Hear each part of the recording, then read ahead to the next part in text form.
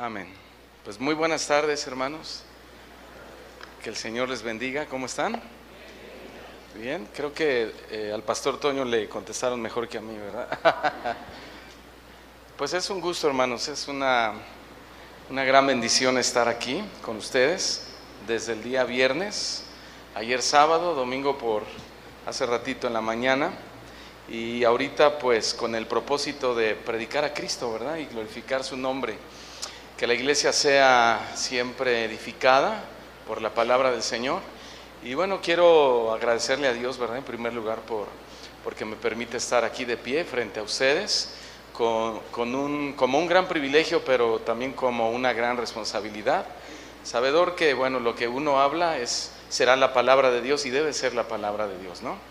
Pero también agradecerle a nuestros pastores Chuy y Vicky Olivares, que, bueno, nos han tenido la confianza de permitirnos predicar y ministrarles la palabra a ustedes, y también a todos los pastores que trabajan en esta iglesia para el Señor y para el servicio de todos ustedes.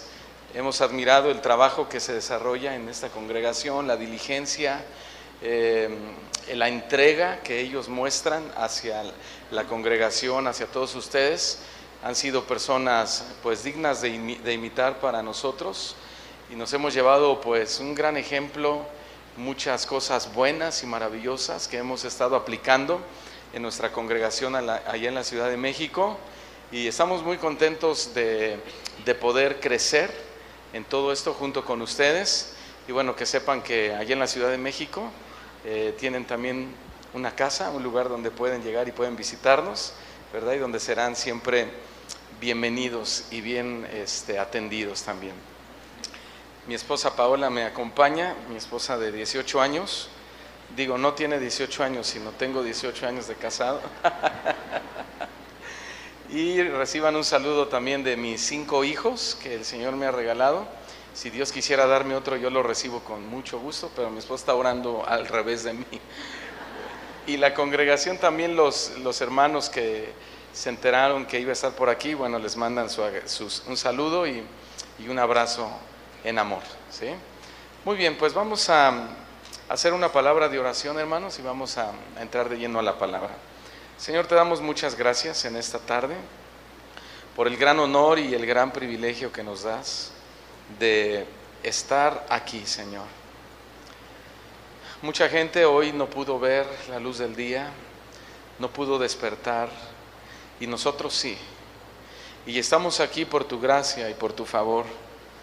Y nos has permitido llegar hasta este lugar y levantar nuestras manos y adorarte, cantarte, alabarte, glorificarte, Señor, y decirte desde lo más profundo de nuestro corazón lo maravilloso que eres para nosotros.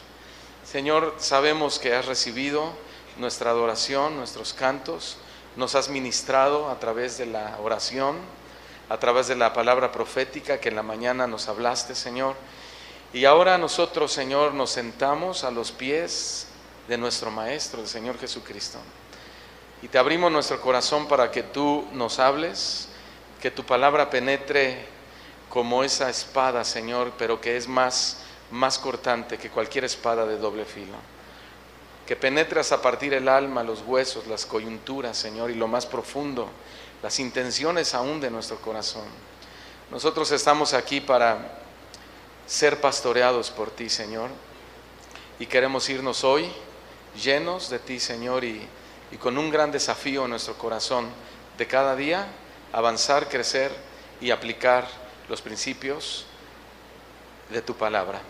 Gracias te damos en el nombre de Jesús. Amén. El tema de hoy lo he titulado Las peticiones de nuestro corazón, y es precisamente un tema que continúa la serie de enseñanzas que ustedes ya están teniendo aquí, que hablan precisamente del corazón. Le voy a pedir de favor que me acompañe al Salmo capítulo 37, versículos del 1 al 5. Salmo capítulo 37, versículo del 1 al 5. Repito, y el tema lo he titulado Las peticiones de nuestro corazón. Y dice así la palabra del Señor a través de este salmista David, y dice así: no te impacientes a causa de los malignos, ni tengas envidia de los que hacen iniquidad. Versículo 2, porque como hierba serán pronto cortados, y como la hierba verde se secarán. Versículo 3, al contrario, confía en Jehová y haz el bien, y habitarás en la tierra, y te apacentarás de la verdad. Versículo 4, deleítate asimismo en Jehová, y Él te concederá las peticiones de tu corazón. Versículo 5, encomienda a Jehová tu camino y confía en Él, y Él hará. Amén. Bien, como vamos a hablar en esta tarde del corazón, o de los deseos o las peticiones de nuestro corazón, quiero introducirme rápidamente tratando de definir qué es el corazón o cuál es su función, hablando en términos científicos o médicos. Yo no soy científico ni soy médico, apenas si soy un pastor, ¿verdad? Pero es interesante ver cómo Dios, el creador del cuerpo humano, hace un paralelo impresionante en cuanto al corazón literal, físico, y lo que hay en el corazón en términos espirituales. Pero déjeme definir científicamente y médicamente el corazón, o la función del corazón. El corazón constituye la estructura más importante de nuestro sistema circulatorio, ya que actúa como una bomba que impulsa. Nosotros vamos a ver más adelante cómo el corazón es aquella parte espiritual que Dios nos ha dado, que precisamente hace lo mismo, nos impulsa hacia actitudes buenas y malas, ¿sí? Deseos buenos y malos. Eso es algo que todos lo comprobamos día a día. Entonces dice que el corazón actúa como una bomba que impulsa nuestra sangre por todo nuestro organismo, permitiendo que el oxígeno y los nutrientes puedan llegar a nuestros distintos órganos. La medicina descubrió que nuestro corazón late unas 80 a 100 veces por minuto. Se estima que nuestro corazón late unas 100,000 veces, impulsando unos 8,000 litros de sangre cada día. Impresionante, ¿verdad? El diccionario Wikipedia, que algunas veces hemos consultado, dice que el corazón en el ser humano es solamente un músculo hueco que esencialmente sirve para bombear la sangre. Bueno, en términos médicos o científicos, eso es cómo se define el corazón humano. Pero hablando en términos espirituales, y principalmente, específicamente, viendo lo que dice esta última definición, que es un músculo hueco, pues sabemos que nuestro corazón de hueco no tiene absolutamente nada, ¿verdad? Lo vamos a ver más adelante, que en nuestro corazón están nuestros anhelos y nuestros deseos. De hecho, Dios puso un corazón en cada persona de su creación con muchos propósitos específicos. Y en el lenguaje de las Escrituras se habla del corazón como el centro de nuestra naturaleza, el centro de la naturaleza humana. También la Escritura lo describe o lo define como el asiento de nuestras emociones. ¿Cuántos sienten emociones, hermanos? Muy poquitos. ¿Y los demás? Bueno, eso es una emoción también. ¿Sí? Es el centro de nuestras emociones. Pero además el corazón, la Biblia lo define como, o lo explica como el centro de nuestra voluntad. Es decir, que ahí en nuestro corazón es donde comienza todo lo que pensamos y finalmente todo lo que hacemos de nuestro corazón. Por ejemplo, si estamos diciendo que el corazón es el asiento de nuestra voluntad, o el asiento de nuestras emociones, o la base de nuestras reacciones. Por ejemplo, no lo busque, pero en Génesis capítulo 6, tristemente Dios vio que todo designio de los pensamientos del corazón de los hombres era de continuo solamente el mal.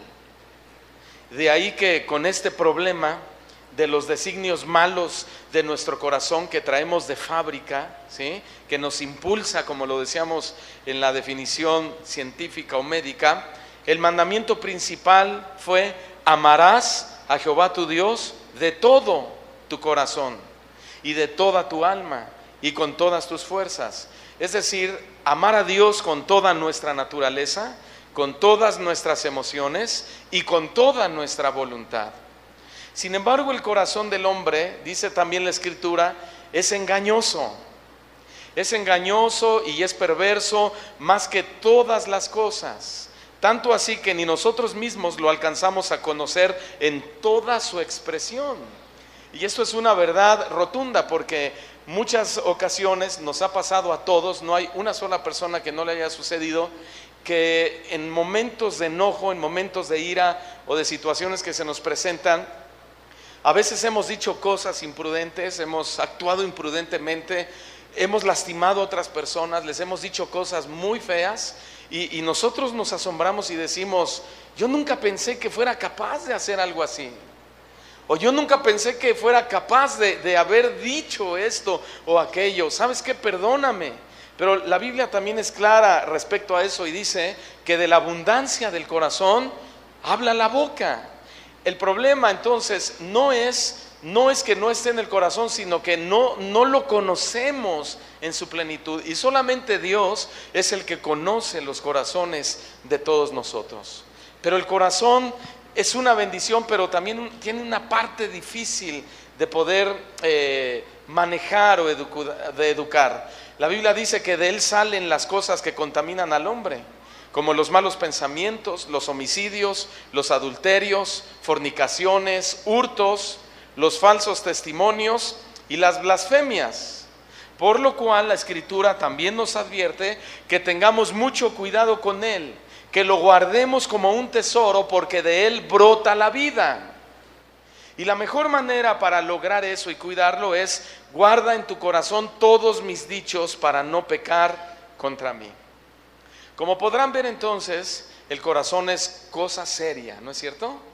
El corazón es cosa seria. Podrá estar hueco, tal vez, hablando en términos científicos, pero internamente puede estar lleno de cosas inimaginables.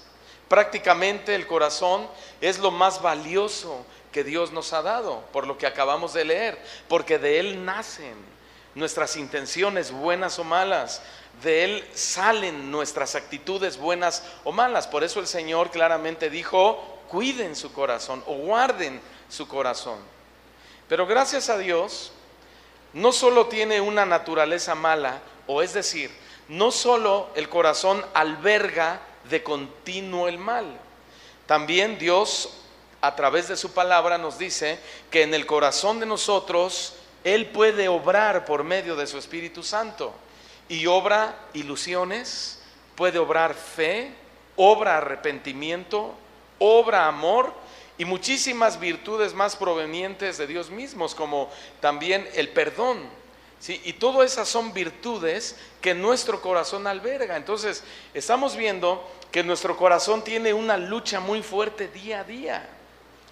Ahora, a través de toda la Biblia, Dios demuestra que el corazón es considerado la parte emocional más importante que tenemos los seres humanos. Por eso Él nos dice algo muy importante en la Escritura: dame tu corazón, hijo mío. Dame tu corazón, hijo mío. ¿Sí? Y dárselo, ¿qué implica? Todo. Cuando Dios nos dice dame tu corazón, esto implica entregarle todo nuestro ser, espíritu, alma y cuerpo. Él no quiere que le demos solamente una parte. A veces los cristianos estamos tan mal acostumbrados a venir a la casa de Dios y le decimos: Señor, te entrego mi necesidad, te entrego mi carencia, te entrego mi dificultad, te entrego este problema. Y Dios dice: no me entregues solo tus problemas, ¿sí?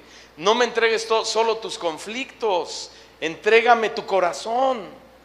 Dame tu ser completo, espíritu y alma y cuerpo, porque muchas veces los conflictos y las situaciones Dios las permite para nuestro bien, para nuestro crecimiento, para nuestra propia edificación, para la educación cristiana de cada uno de nosotros.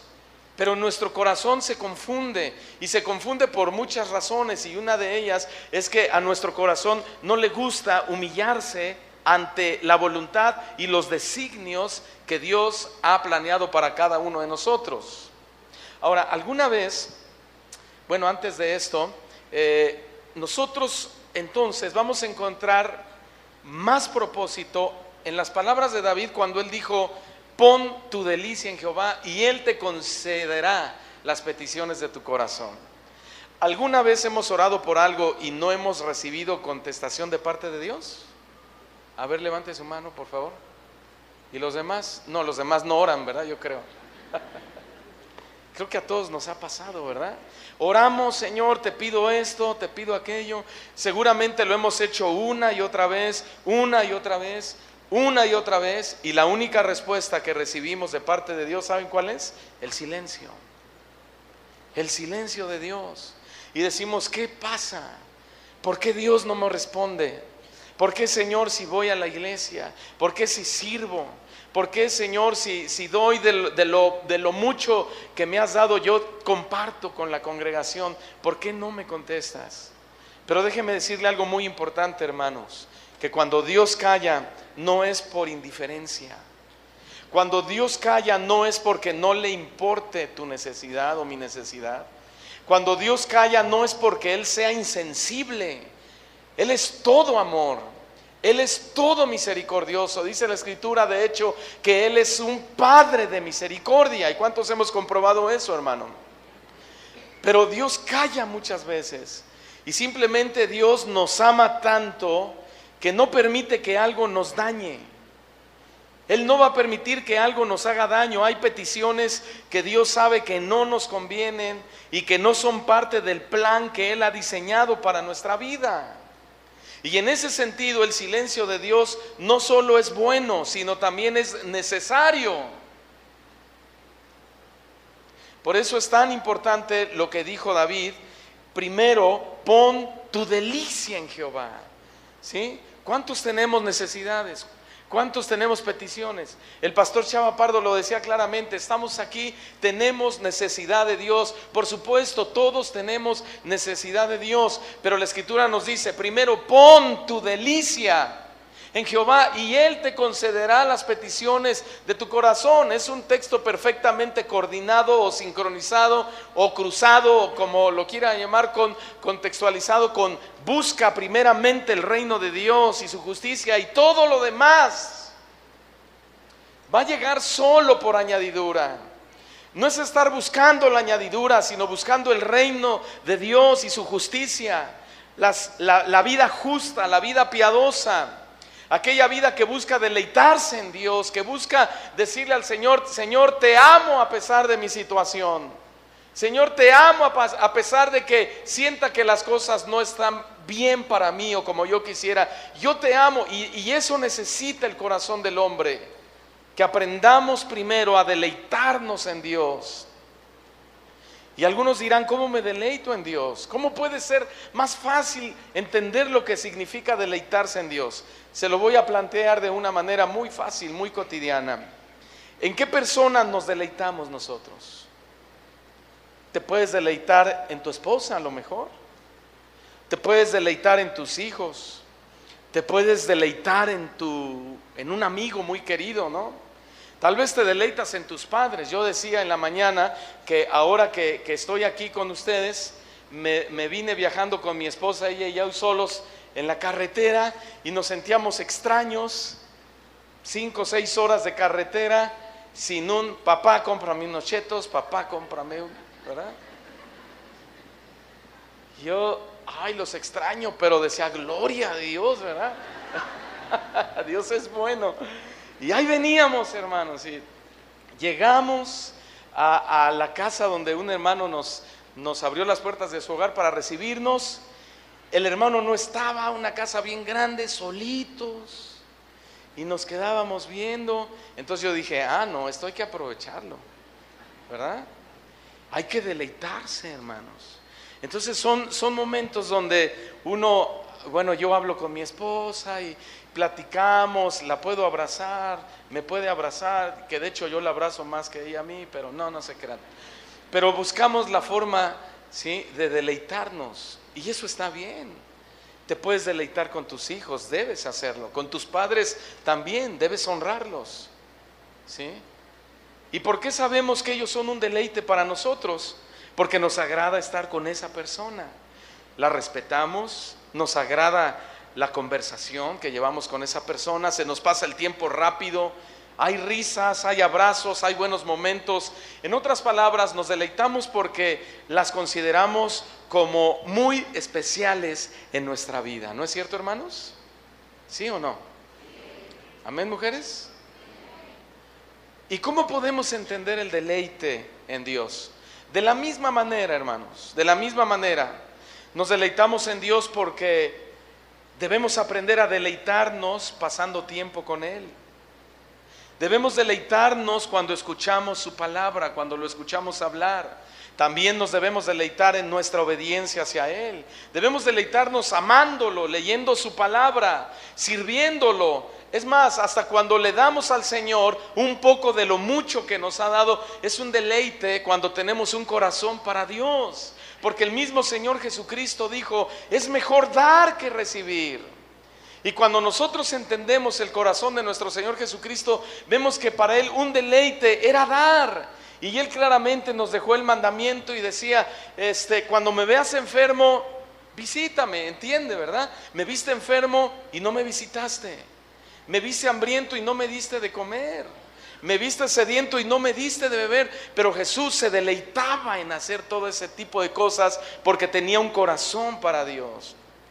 Pero si un cristiano ocasionalmente ora, si un cristiano ocasionalmente lee la palabra o viene a la iglesia de vez en cuando, bueno, es obvio que esa persona no se deleita en Dios. Y por supuesto me dirijo a los de la Ciudad de México, no a ustedes, ¿sí? Pero deleitarse en el Señor, hermanos, es sentir placer en todo el sentido de la palabra. Sentir deleite en Dios es el placer por Dios en todo el sentido de la palabra, aunque nuestra carne va a luchar contra eso. Como por ejemplo, tenemos que sentir placer en la obediencia, en conocer las Escrituras, en adorar a Dios, aunque la carne diga, ay no, yo voy a llegar un poquito más tarde, ay no, esto se me hace muy difícil de llevar a cabo. Nos deleitamos en el servicio a Dios, pero sobre todo, hermanos, en tener una firme relación de amor y constante con Dios. En otras palabras, todo esto es que Dios sea nuestra prioridad. Y esa es mi pregunta que yo le hago a usted. ¿Dios es su prioridad? Si es su prioridad, yo entiendo que usted está cada día deleitándose en Dios. ¿Te deleitas en perdonar al que te ofendió? ¿Te deleitas en devolver un bien por un mal? ¿Te deleitas en ayudar al necesitado? Hermanos, ¿te deleitas cuando te deleitas cuando ves que a tu hermano que te cae mal le está yendo mejor que a ti? El Salmo 43, versículo 4 dice David, y este es un salmo pues muy interesante, porque David expresa su deleite hacia Dios, su deleite cuando se trata de venir a la casa del Señor. Y él dice lo siguiente: entraré al altar de Dios, al Dios de mi alegría y de mi gozo, y te alabaré con arpa, oh Dios mío, Dios mío. ¿Cuántos dan gloria a Dios, hermanos? Dice David, entraré al altar de Dios. Y esta palabra entrar, su sentido original es avanzar. David era un hombre que avanzaba, hermanos, que tenía luchas como nosotros, sí, que tenía situaciones también, por supuesto, pero Dios lo reconoció como un hombre que tenía el corazón conforme al corazón de Dios. Y eso, por supuesto, no tenía nada que ver con sus errores, ¿sí? No tenía nada que ver con sus flaquezas. Era un hombre esforzado, era un hombre que amaba a Dios, que se deleitaba en Dios. Y lo que Dios nos está diciendo es que Dios quiere que también nuestro corazón avance hacia la madurez, que crezcamos en las cosas del Espíritu, que no nos estanquemos en los aspectos meramente cotidianos de esta vida, sino que crezcamos. Por eso dice David, entraré al altar de Dios, al Dios de mi alegría y al Dios de mi gozo, y te alabaré con el arpa, oh Dios mío, Dios mío. Y todo esto, hermano, el sentido es que era una emoción de gran felicidad la que sentía David cuando entraba a la casa de Dios. Cada que David entraba al templo sentía gozo extremo, felicidad extrema. Y a nosotros Y esa es la pregunta que nos interesa, ¿no? Y a nosotros, ¿qué sensación impacta nuestro corazón cuando entramos a la iglesia? ¿Qué sensación ha impactado nuestro corazón en nuestra vida cotidiana? A lo mejor tú has venido impactado por la tristeza, o impactado por la amargura, o impactado por la indiferencia. Pero David nos dice que debemos dejar que nuestro corazón sea impactado por el gozo y la felicidad en Dios. En Dios, hermanos. Eso va a hablar del crecimiento espiritual que ha alcanzado nuestro corazón. Que nos duelen los problemas, que hasta cierto punto nos quitan la paz por algunas horas, por algún momento, pero entramos y recordamos aquellas palabras tan llenas de vida y de sabiduría de Asaf. ¿Se acuerdan? Cuando él dijo, por poco y caí, por poco y mis pies resbalaban, porque tuve envidia de los arrogantes. Y yo veía lo que ellos tenían y lo deseaba y yo no lo tenía. Y estaba mal y estaba de malas y no me sentía satisfecho y no me sentía contento. Y dice él, hasta que entré a tu templo y me di cuenta que fuera de ti nada deseo en esta tierra. Wow. Entró a la presencia de Dios y él cambió su lamento en baile. El Señor cambió su tristeza en gozo. ¿Y cómo estás tú hoy, hermano? Contento. ¿Sí? Cuando el salmista escribió este salmo, estaba expresando su anhelo de alabar a Dios en el altar de Jerusalén. Él nos dice que al llegar ahí el anhelo de su alma quedaría satisfecho, se sentiría pleno. Se sentía vasto, contento, no por ser el rey o no por ser un gran y un tremendo guerrero, no, sino por entrar a la presencia de Dios. Y ¿sabes qué? Que no solo o no únicamente viniendo al templo entras a la presencia de Dios. Tu cuerpo es el templo del Espíritu Santo donde debe habitar Dios cada día y cada día debes gozarte en Dios. Quiero que vayamos a Cantar de los Cantares, por favor.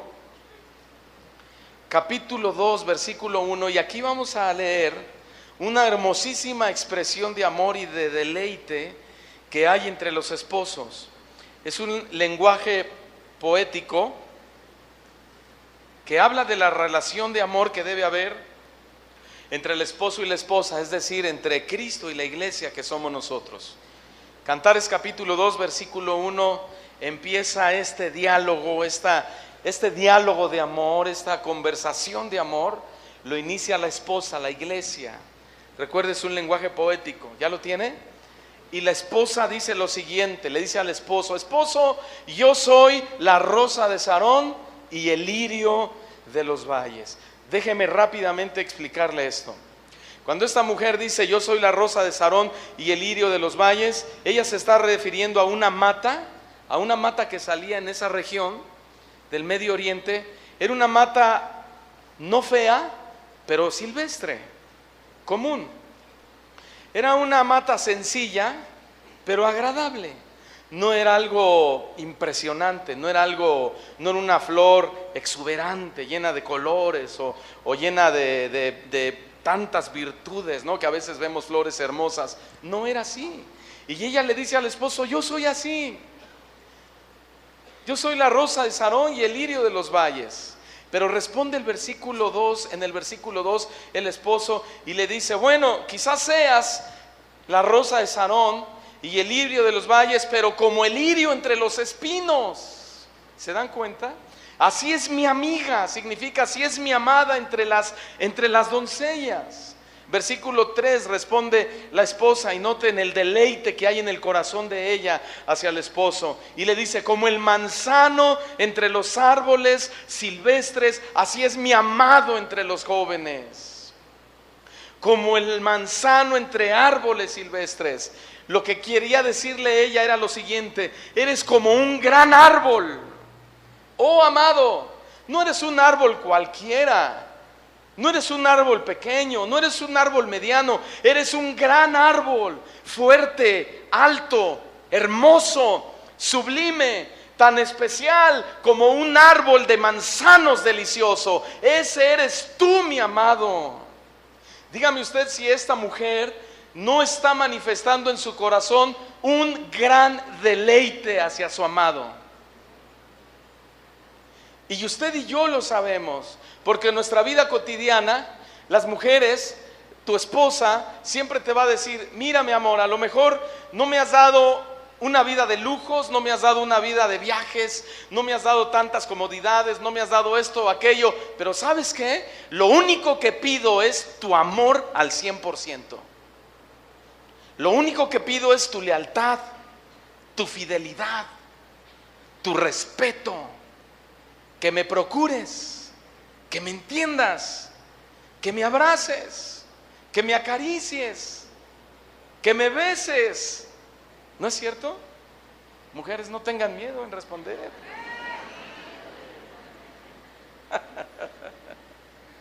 Es cierto, es una verdad y al mismo tiempo es un principio. Por eso dice ella: tú eres un árbol especial. No eres como cualquier otro árbol silvestre. Cualquier otro comparado contigo no tiene nada que ver.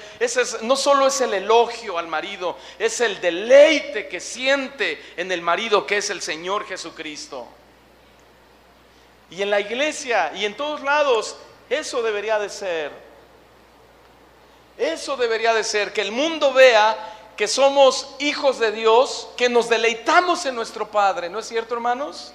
Que digan: a este cuate no lo podemos invitar a tomar, ni al antro, ni a fumar, ni a nuestro círculo de chistes, ni a jugar canasta, ni nada, porque no encaja con nosotros. Nos empieza a hablar de Dios y que Dios es bueno, y que Dios es amor, y que Dios esto y que aquello. Eso nosotros debemos manifestarle al mundo, que nos deleitamos en alguien que es superior al príncipe de este mundo, el cual es nuestro Señor Jesucristo. Amén. Y contaba hace rato que hace años, cuando yo tenía un trabajo allí en la Ciudad de México, estaba en la oficina y había un compañero ahí que tenía mucha necesidad de Dios, y Dios me habla y me dice: predícale, háblale de mí, predícale, háblale de mí. Y yo no sabía cómo hacerlo, no sabía cómo empezar, cómo evangelizarlo, y no sabía y estaba pasando el tiempo, y yo creo que el Señor vio eso en mi corazón y me dijo: ok, ¿no le quieres hablar de mí? Cántale de mí. Dije: peor, no puedo hablarle, ¿cómo le voy a cantar? ¿Verdad? Y entonces me atreví. El Espíritu Santo me movió, me dio la fuerza, la valentía, y llegué y le dije: oye, ven, quiero hablar contigo. Nos salimos ahí al balcón de esa oficina y le digo: quiero cantarte una canción. Ay, hasta sudé el doble. Y se me queda viendo y voltea, ¿verdad? A ver si nadie nos veía. Él sabía que yo era cristiano. Entonces le dije: mira, a ver, voy a cerrar cierra tus ojos, le dije. Y que empiezo a cantarle, y al oído, porque me daba pena. Y le empiezo a cantar: Cordero, que bajaste del cielo a morir en la cruz para darnos la luz. ¿Se lo saben? Y también salvación. Vertiste tu sangre inmaculada. Y acabé sudando. Abrí los ojos y el tipo estaba de rodillas, llorando y entregando su vida a Cristo. ¿Y sabe qué? ¿Sabe qué pasó ahí? Que un corazón que se deleita en Dios es capaz de quebrantar cualquier corazón.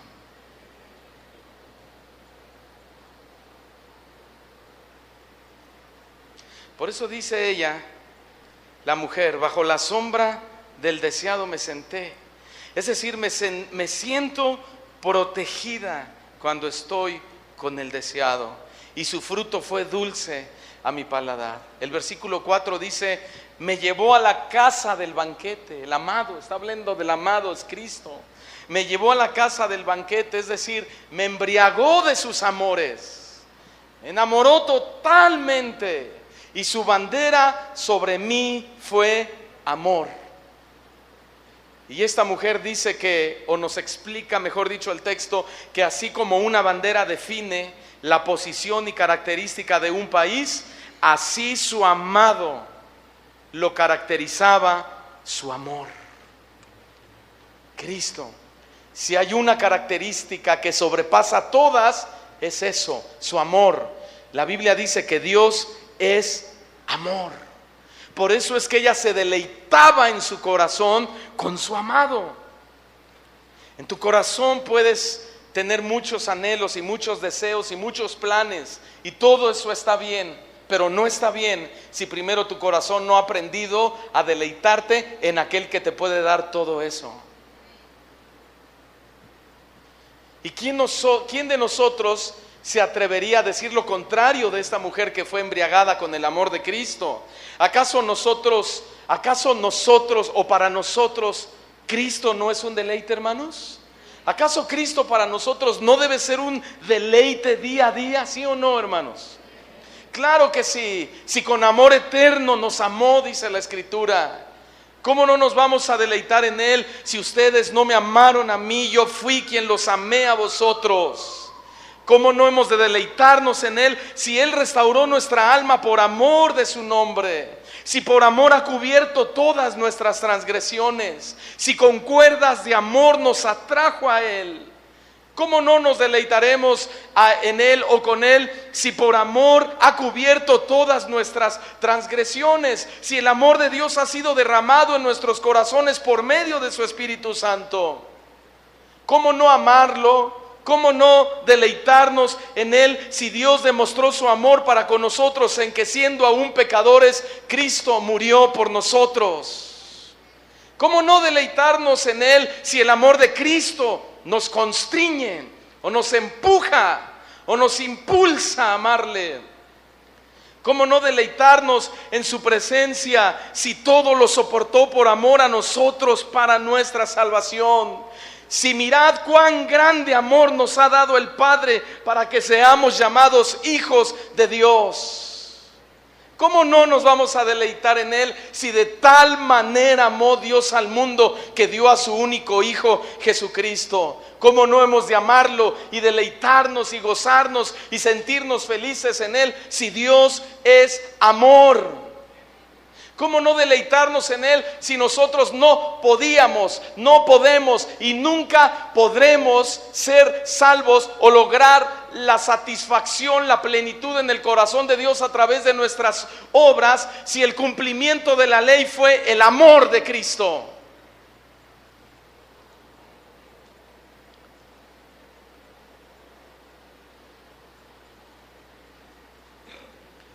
Ese amor es el que nos embriaga. Ese amor, hermano, es el que nos tira. Ese amor es el que hace que veamos nuestras miserias espirituales, que nos damos cuenta que somos muy favorecidos, muy bienaventurados, muy dichosos, plenamente dichosos por el amor con el que nos amó Cristo Jesús.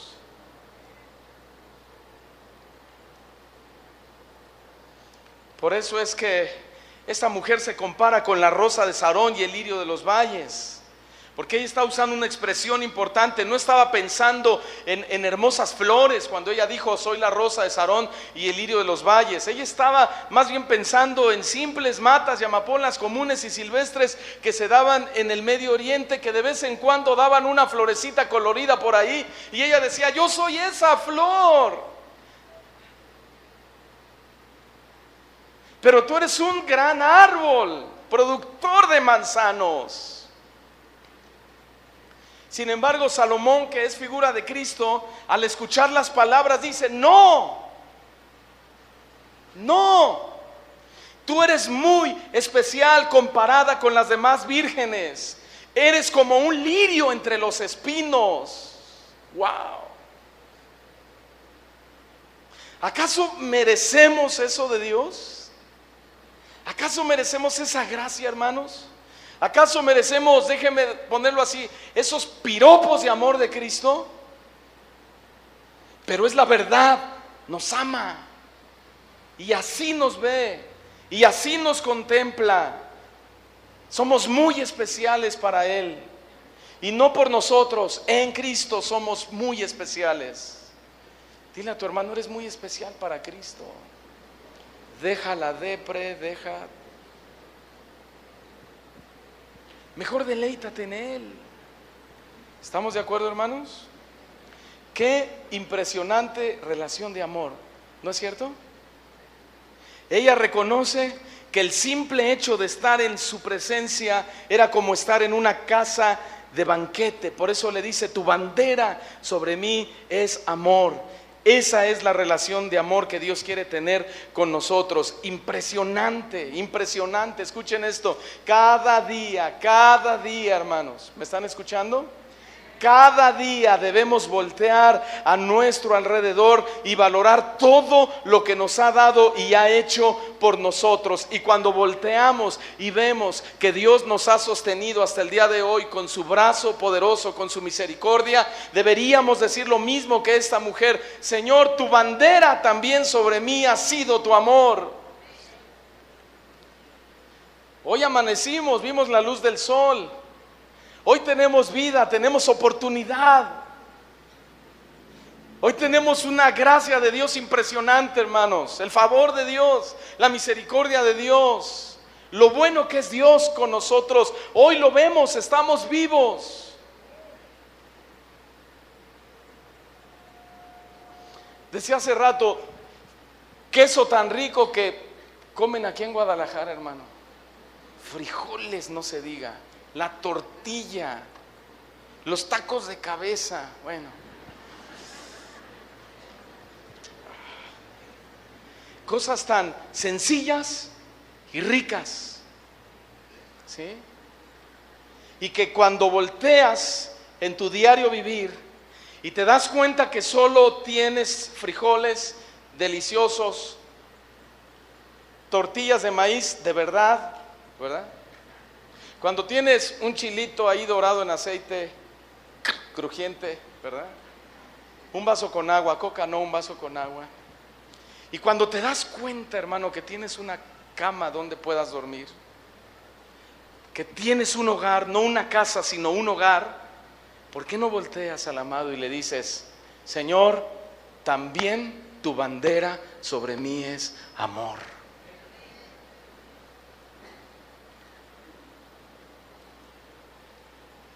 Y cuando tenemos ese deleite en Dios, créanme que no necesitamos verlo para amarlo. Dios representa tanto para nuestro corazón y nos ha dado tanto que el amarlo con todo nuestro corazón es necesario para nosotros. Es necesario para nosotros. Primera de Pedro capítulo 1 versículo 3 hasta el 8. Escuchen esta declaración maravillosa, extraordinaria, impresionante del apóstol Pedro. Bendito el Dios y Padre de nuestro Señor Jesucristo, que según su grande misericordia nos hizo renacer para una esperanza viva por la resurrección de Jesucristo de los muertos, para una herencia incorruptible, incontaminada e inmarcesible, significa eterna, reservada en los cielos para nosotros, que sois guardados por el poder de Dios mediante la fe, para alcanzar la salvación que está preparada para ser manifestada en el tiempo postrero. Versículo 8, muy importante. ¿Qué dice Pedro? A quien amáis. ¿Qué más? A quien amáis sin haberle visto.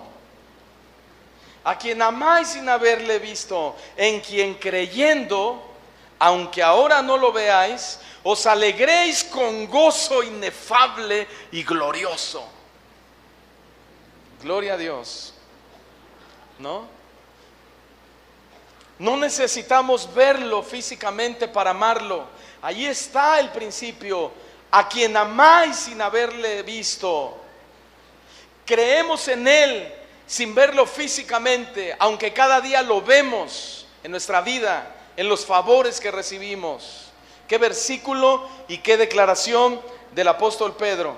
Él está diciendo lo siguiente: aunque nunca le hemos visto con nuestros ojos, le amamos con el corazón. Aunque ahora no lo vemos, creemos en Él en nuestro corazón. Y al creer en Él nos alegramos con gozo inefable y glorioso en nuestro corazón.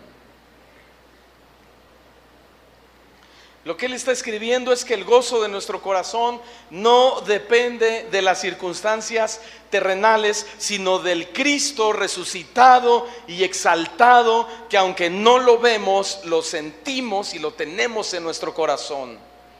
¿Sí, hermanos? Ese versículo 5 de David, del capítulo 37 de los Salmos, él dijo: encomienda a Jehová tu camino. ¿Para qué? Para que Él conceda las peticiones de tu corazón. ¿Y qué es encomendar nuestro camino a Dios? Bueno, pastor, yo quiero encomendar mi camino a Dios, pero ¿qué es? ¿O qué es eso? Es muy simple. Encaminar, David dice: encomienda a Jehová tu camino, es simplemente entregar y soltarle a Dios nuestra vida. Es entregar y soltarle a Dios nuestra vida, y junto con ella cada deseo y petición de mi corazón. Es decirle: Señor, aquí está mi vida. No más yo, sino tú en mí. Señor, estoy cansado de hacer mi voluntad cada día. Señor, estoy cansado de hacer planes cada día y no me salen bien las cosas. Señor, te entrego, encomiendo a ti mi camino. Te la entrego y te la suelto. ¿Cuántos le sueltan su vida a Cristo, hermanos? ¿De verdad? ¿No tienes un hilito que lo vas jalando de regreso? Hay que entregarle, hay que soltarle nuestra vida, nuestros deseos, nuestras peticiones, nuestros anhelos. No debemos pretender nunca conmover a Dios con una actitud de víctima o quererlo impresionar con oraciones largas y decirle: oh Señor, ¿por qué a mí no me bendices como aquel? Oh Señor, ¿por qué no me das lo que yo te pido? Señor, ¿por qué a él sí y a mí no me contestas? No, hermanos, lo que debemos hacer es dejar todo en la voluntad de Dios y encomendarle nuestro camino, esperando que Él haga lo mejor para nosotros. Amén. Hay que soltarle a Dios. Hay que soltarle a Dios las situaciones, hermanos. Suelta el miedo y confía en Dios. ¿Sí? Dios siempre hace las cosas mucho mejor que nosotros, ¿no es cierto? Siempre. El amor de Dios es incondicional. Y cualquier cosa que nos dé será mucho mejor de lo que esperamos. Solo encomienda al Señor tu camino. El Salmo 55, versículo 22, dice el salmista: echa sobre Jehová tu carga. Echa sobre Jehová tu carga. ¿Ya lo encontraron? Salmo 55, 22. ¿Qué dijo David? ¿Qué hay que hacer con nuestras cargas? Díganlo todos. Echarlas. ¿Y saben lo que significa echar nuestras cargas? Significa lanzarlas. Lanzarlas. ¿Por lo menos has lanzado una piedra alguna vez en tu vida? Y a veces vemos y queremos decir: a ver, la quiero lanzar. A ver quién la lanza lo más lejos posible. Eso haz con tus cargas. Ahora, lo más lejos posible no es el psicólogo. Lo más lejos posible no es el monte de Piedad. Lo más lejos posible es la cruz de Cristo. Eso significa echa sobre Jehová, lanza, y su sentido es arroja o avienta algo que ya no aguantas. El peso se refiere al peso de tus preocupaciones, al peso de tus afanes, al peso de tus deseos que tal vez ni siquiera sean los deseos de Dios, pero que ahí los tienes. Y como no los sueltas, terminas amargándote y peor aún, resentido contra Dios. ¿Y qué dice el Señor? Suéltalos, lánzalas. Son una carga para ti, arrójalas. Y la promesa es, y Él te sustentará, porque no dejará para siempre caído al justo. Y la palabra caído es la palabra tambaleando. Él no nos va a dejar tambaleando, hermanos. Nuestro corazón no fue puesto aquí para que cargara losas y losas de ansiedades, de problemas y de cosas que nos hacen tambalear y dañan nuestra vida espiritual. Nuestro corazón no fue puesto ahí para eso. Tenemos que lanzarlas a los pies de quien fue a la cruz para que recibamos descanso en nuestras almas. El salmista llegó a entender que la mejor salvación en tiempos de problemas no era huir de esos problemas, sino echar la carga sobre Jehová. Ojalá y aprendiéramos esta hermosa lección. Si tu economía está mal, eso no debe dañar tu corazón, hermano. ¿Me están oyendo? Eso no debe dañar su corazón. Tienes que mejor lanza ese problema, esa circunstancia a los pies de tu proveedor. O si tienes alguna enfermedad complicada, tampoco dejes que eso dañe tu corazón. Lánzala a los pies de las promesas de Cristo. El Salmo 43 dice: Jehová nos sustentará sobre el lecho del dolor. Señor, estoy enfermo, estoy desahuciado, me duele, ya no puede. Pero el Salmo dice: tú tienes que confiar en Dios, porque Jehová te sustentará aun cuando estés sobre tu cama enfermo. ¿Y cuántos lo hemos comprobado, hermanos? Cierto hombre dijo: aquel que una vez llevó el peso de nuestros pecados y de nuestras tristezas, pide que ahora y para siempre nosotros le permitamos llevar la carga de nuestros problemas. El Proverbio capítulo 16 versículo 3 dice: encomienda a Jehová tus obras. Y estas obras se refiere a problemas. Entrégale a Jehová tus problemas. ¿Cuántos se los vamos a entregar, hermanos? Entrégale a Jehová tus problemas y tus pensamientos serán afirmados. Ahí está la promesa. Si tú le entregas a Él tus problemas, tus pensamientos serán afirmados. Es decir, si tu economía no va bien, ¿qué debes hacer?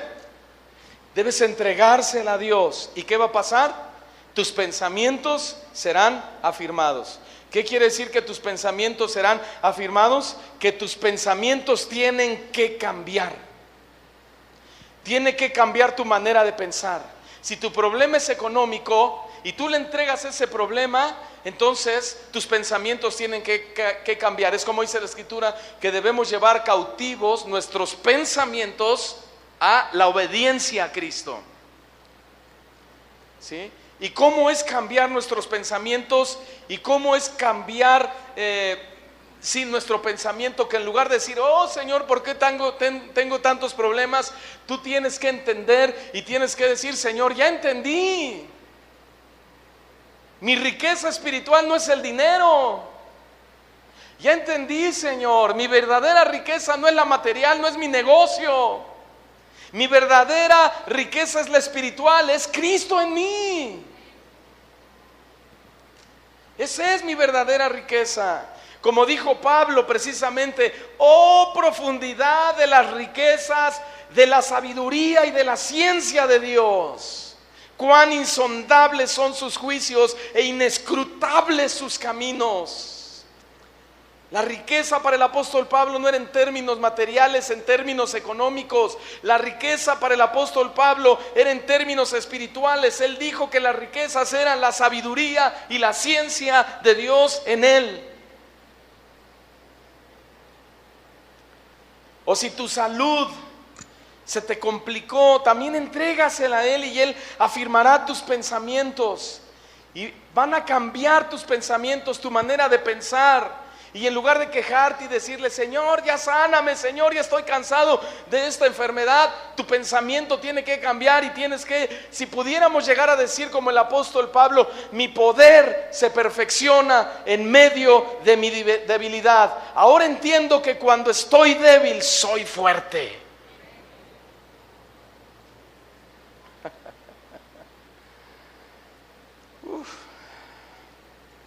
Qué tarea, ¿verdad? Escuchen bien, Dios sí quiere conceder las peticiones de tu corazón, siempre y cuando tus pensamientos se sincronicen con los pensamientos de Dios. Encomendar a Jehová tu camino significa que hagas rodar tu vida hacia Él, que quites los pesos de encima y se los lleves a Cristo. Mateo 6:25 dice, por tanto os digo, palabras de nuestro Señor Jesucristo, por tanto os digo, no se afanen por la vida. No te afanes por la vida, qué has de comer o qué has de beber, ni por tu cuerpo, qué has de vestir. ¿No es acaso la vida más que el alimento y el cuerpo más que el vestido? ¿No es cierto, hermanos? Y en este pasaje Jesús ataca la tendencia de centrar nuestras vidas en torno a los alimentos y al vestido, perdiendo de vista el verdadero sentido de la vida. Entonces el problema planteado por Jesús no es tanto qué comeremos o qué vestiremos hoy. Eso no es un problema y eso no está mal, el pensar, Señor, mañana tengo que llevar a mi casa. Eso es correcto porque tenemos que ser responsables y proveedores en nuestro hogar, ¿no es cierto? Pero lo que el Señor está diciendo, el problema es de aquellos que dicen, Señor, ¿qué será de mí de aquí a 20 años, 15 años, 30 años? Dice el Señor, no te afanes de esa manera. Ay, Señor, apenas llevo 3 años en mi trabajo, apenas me dieron la planta. Ay, Señor, ¿me irán a correr en los próximos 7 años?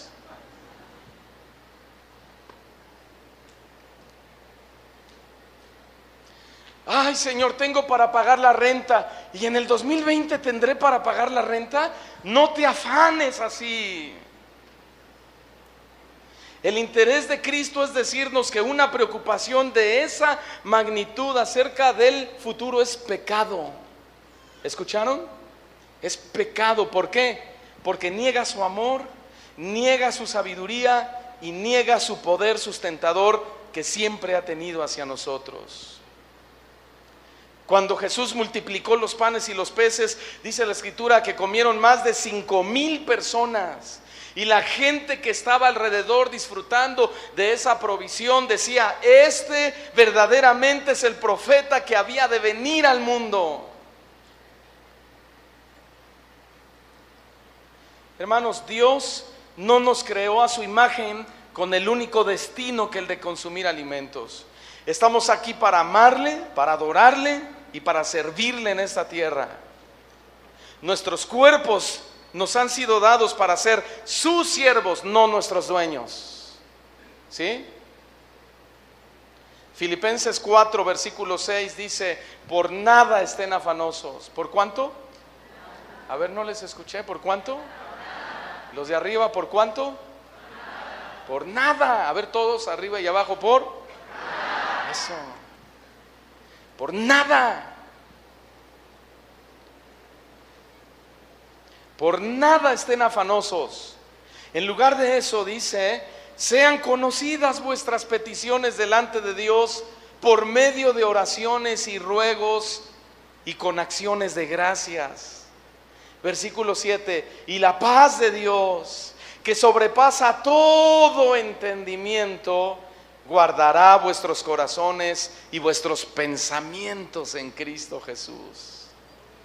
¿Será realmente posible para un cristiano no inquietarnos por nada? Sí es posible. ¿Cómo lo logramos? Por medio del recurso de la oración por fe.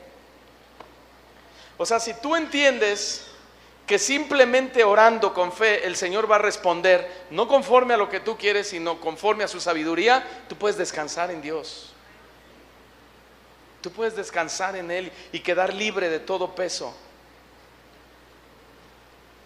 El versículo explica que como nuestras vidas cómo pueden quedar libres de las inquietudes pecaminosas. Dice que antes bien en todo, mediante oración, súplicas, acciones de gracias, sean dadas a conocer sus peticiones delante de Dios.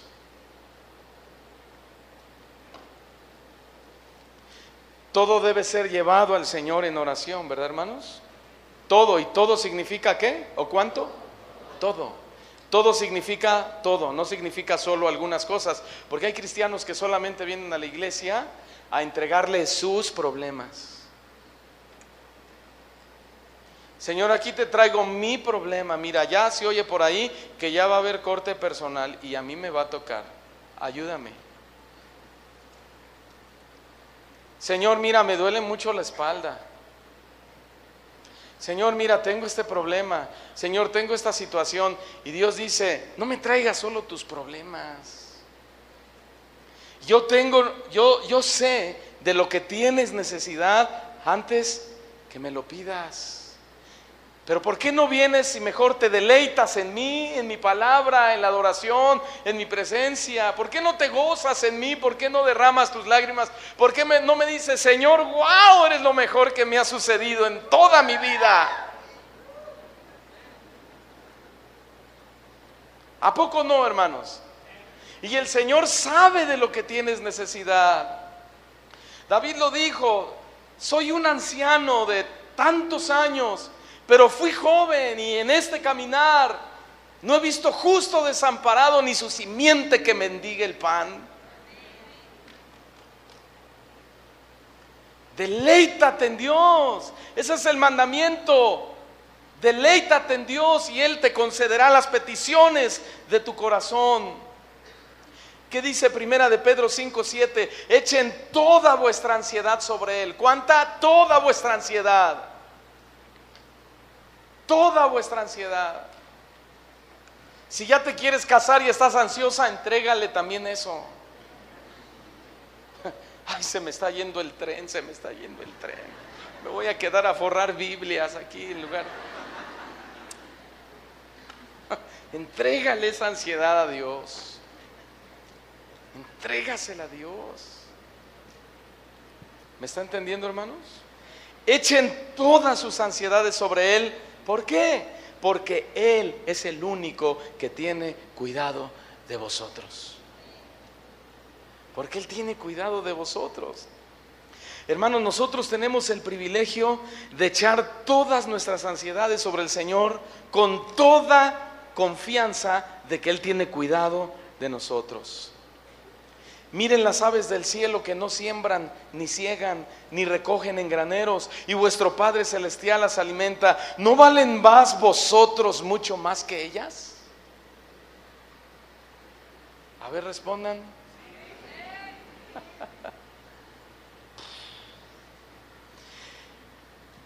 Entonces la ansiedad es innecesaria, hermanos. La ansiedad es innecesaria. No te comas las uñas, tan bonitas uñas, tan bonito que se ven las uñas crecidas en las mujeres. No tenemos necesidad de llevar las cargas al monte de piedad, ni aquí o allá. Él está dispuesto a llevarlas por nosotros. Es inútil angustiarnos. La angustia no ha resultado, mejor dicho, no ha resuelto jamás ningún problema, porque la ansiedad es un pecado. Y la última parte del Salmo 37, verso 4 dice: y Él te dará las peticiones de tu corazón. Salmo 145, verso 17 dice: justo es Jehová en todos sus caminos y misericordioso en todas sus obras. Cercano está Jehová a todos los que le invocan. A todos los que le invocan de verdad. Cumplirá el deseo de los que le temen. Oirá asimismo el clamor de ellos y los salvará. Escuchen bien, Dios no está garantizado responder las oraciones de todos, pero Él contesta las oraciones de los que sienten necesidad por Dios. Por eso dice: cumplirá el deseo de los que le temen y aman cuando lo invocan. Hermanos, cuando lo invocó una mujer sirofenicia con grandes lágrimas, diciéndole: aún los perrillos, Señor, comen de las migajas que caen debajo de la mesa de sus amos, Jesús le cumplió el deseo de su corazón. Grande es tu fe, mujer, que te sea hecho como tú deseas. Cuando aquel ciego le gritaba: Jesús, hijo de David, ten misericordia de mí, Jesús también le cumplió el deseo de su corazón. Vete, tu fe te ha sanado, y al instante recibió la vista. Cuando aquella mujer viuda lloraba porque su hijo había muerto, Jesús le cumplió el deseo de su corazón y le dijo: mujer, no llores, a ti te digo, joven, levántate. Cuando aquella mujer pecadora vino a Jesús llorando y rompió su frasco de perfume y regaba con lágrimas sus pies y los enjugaba con sus cabellos y los besaba y los ungía con su perfume, Jesús le concedió el deseo de su corazón: tus muchos pecados han sido perdonados porque amaste mucho. Cuando 12 hombres, aterrorizados por una gran tormenta en el mar, le clamaron: sálvanos que perecemos, sálvanos que perecemos, Jesús también a ellos les concedió el deseo de su corazón. Reprendió los vientos y al mar y sobrevino una gran calma. O cuando 10 leprosos clamaban: Jesús, Maestro, ten misericordia de nosotros, también ellos recibieron el favor de Dios, les concedió el deseo de su corazón. Vayan y muéstrense al sacerdote, porque ya habían quedado sanos. Y cuando aquella mujer le decía a Jesús: si hubieras venido antes, mi hermano no habría muerto, también a ella le concedió el deseo de su corazón. Quitad la piedra, ¿no te he dicho que si crees verás la gloria de Dios? Lázaro, ven fuera. Y el que estaba muerto salió del sepulcro.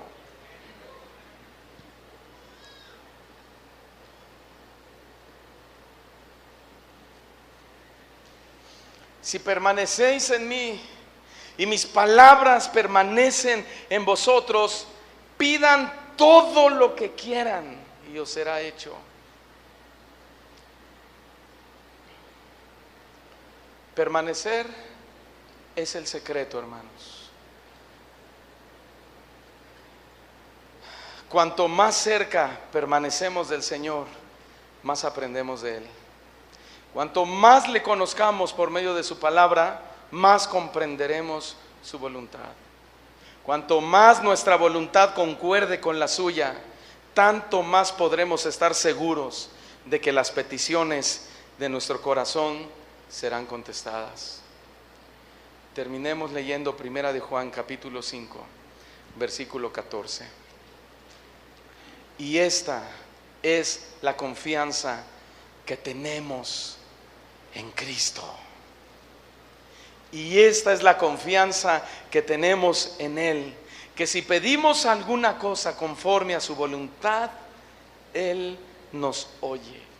Y si sabemos que Él nos oye en cualquier cosa que pidamos, sabemos que tenemos las peticiones que le hayamos hecho. Amén.